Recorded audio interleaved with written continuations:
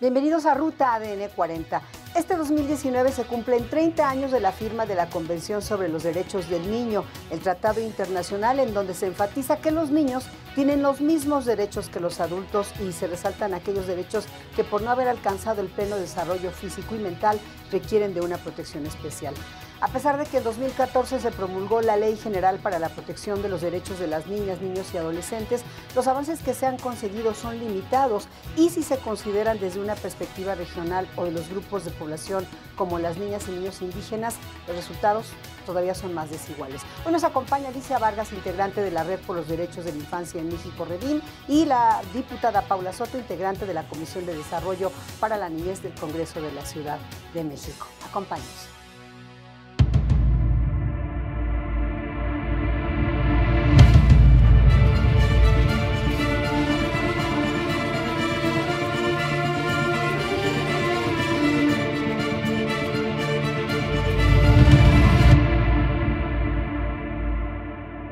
Alicia Vargas, son muchos los retos que hay para las niñas, niños y adolescentes, pero de estos muchos, ¿cuáles serían como los prioritarios? Nosotros desde REDIM hemos tenido, cada año hacemos un reporte anual donde se muestra un estado del arte de cuál es la situación de garantía de derechos de niños, niñas y adolescentes. En el reporte que se presenta en este año encontramos una situación realmente alarmante, por dos razones. Uno, por las condiciones en las que se queda el país después de terminar este sexenio. Y dos, porque nos preocupa que hasta ahora en la agenda que se ha venido haciendo visible del nuevo gobierno todavía no tenemos muy claro hacia dónde va el tema de niñez. Desafíos, temas de educación, ¿no? Tenemos más de 2 millones de niños que no están en la escuela. Temas de embarazo adolescente, tenemos alrededor del 7% de los embarazos de este país que están haciendo de niñas entre 10 y 17 años, con estados que tienen un porcentaje altísimo, temas como la armonización legal en relación a la minoría de edad para poder tener matrimonios, ¿no?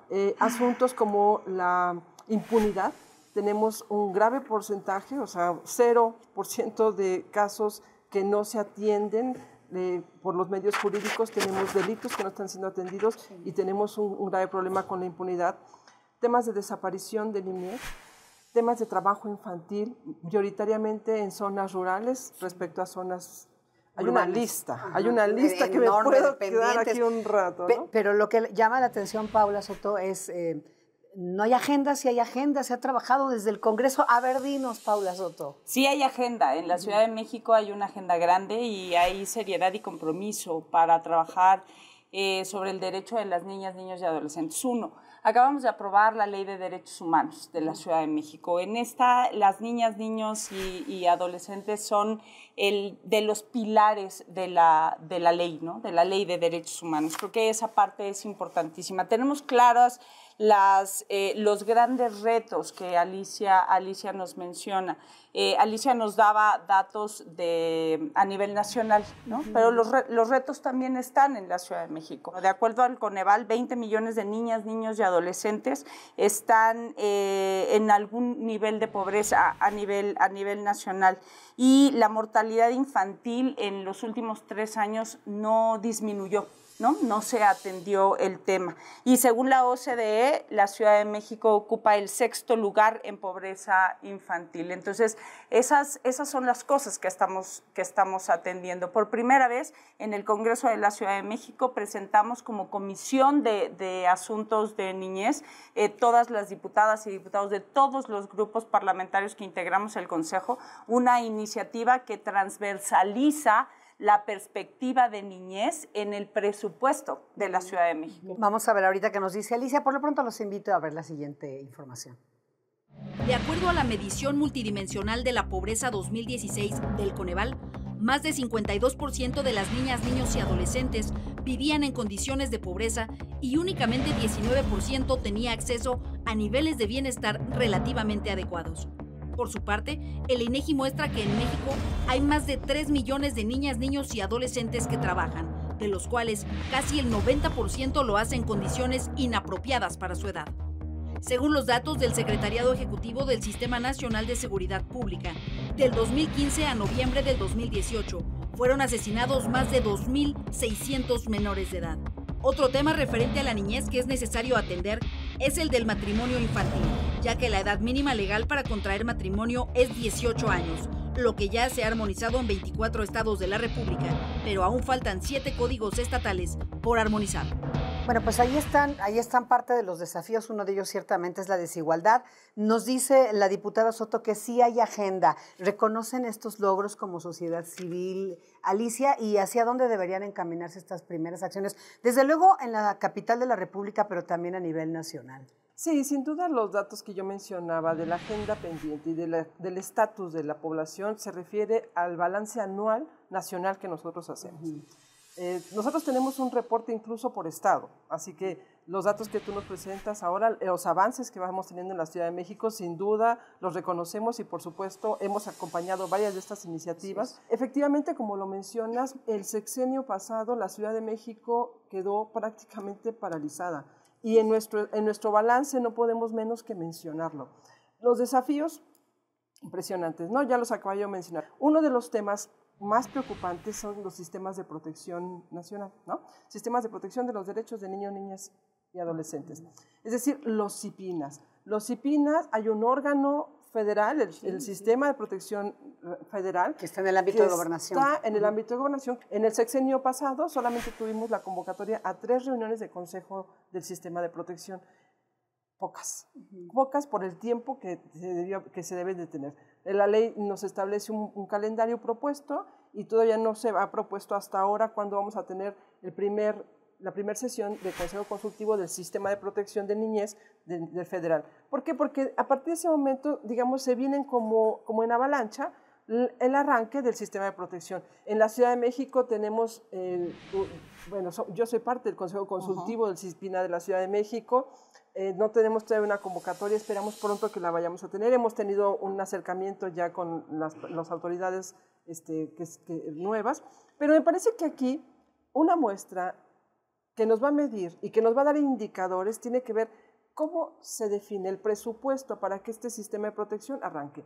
Cómo vamos articulando y haciendo uso desde lo que la ley nos marca en los sistemas de protección para que se articule todo el sistema de seguridad y protección para las niñas en este país. A ver, hay un ámbito de responsabilidad en la ciudad, pero pues también Morena tiene una línea general sobre este tema, ¿cierto? Sin duda alguna, y el compromiso es al 100%. Yo entiendo la urgencia que tienen las organizaciones de la sociedad civil, los sistemas mismos, de que se echen a andar lo más pronto posible. Yo por eso decía, el compromiso en la Ciudad de México está, creo que se manifiesta en el momento. Lamentablemente, muchas veces el compromiso de las instituciones, autoridades o poderes, lo vemos con el presupuesto, ciertamente. Por eso yo ponía como ejemplo el que por primera vez hemos avanzado en la Ciudad de México y se transversaliza la perspectiva de derechos de la niñez, de las niñas, niños y adolescentes, por primera vez en la historia de la ciudad, en el presupuesto de la Ciudad de México. No es cosa menor, tú lo sabes, no es cosa menor. Además, hemos estado en comunicación con todas las organizaciones de la sociedad civil, incluyendo a Redim, evidentemente, con la Comisión de Asuntos de la Niñez en el Congreso de la Ciudad. No todo es el Ejecutivo.